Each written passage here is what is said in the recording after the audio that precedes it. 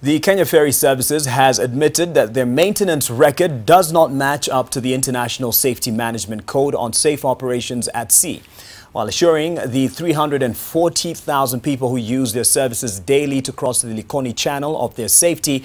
The Ferry Services Managing Director, Bakari, Gowa, concedes to the majority of the concerns raised by the Auditor General in the 2017 report. Of particular concern in the Auditor General's report are MV Likoni and Kwale, which suffer from defective pulleys that cause their plows to submerge while moving and need replacing.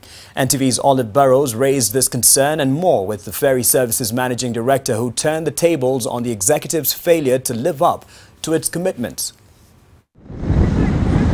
In its 2017 report on the state of Kenya Ferry Services, the Auditor General raises 4 safety concerns. 1. That the 8-year-old MV Kwale and MV Likoni were at least 8 months late for dry docking or service last year.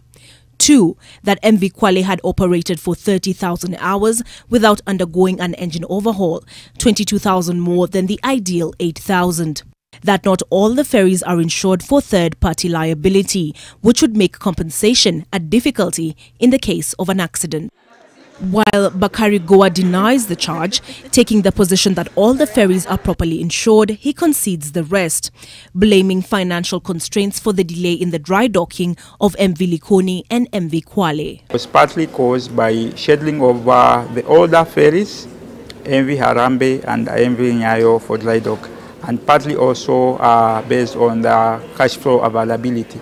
Because to dry dock a ferry like dry docking of MV Harambe costed around 115 million. But while making the case that had they operated for more than 30,000 hours, MV Kwale's engines would have stalled, he agrees they've run past the 8,000 international standard. Yes, by the time the audit was being conducted, they have passed their overhaul periods. Most concerning, however, is the state of MV Likoni and MV Kwale's pulleys, which Gowa concedes need replacing, especially when he considers the ballooning numbers of ferry users. There's a problem with the 2 ferries, MV Kwale, MV Likoni, because of the design system for the plows. And again, how do these ferries operate? Because the safety of the people on board is very critical, taking into account of the numbers we are crossing. We cross around 340,000 people per day. So to board such levels on board a vessel which is not safe, then that's a very big challenge. The necessity of which even those who use the ferries have taken note of. Kuna mahali palikoseka katika ufundi.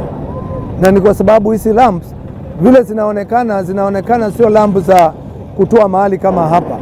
Anticipating the addition of a 7th ferry to their fleet, Gowa expects the pressure to ease. But if the less than optimal state of those already in the operation is any indication, there may not be much cause for celebration. The Mtongwe ferry disaster of 1994 killed 257 people. It is still a smarting wound. Olive Burrows, NTV.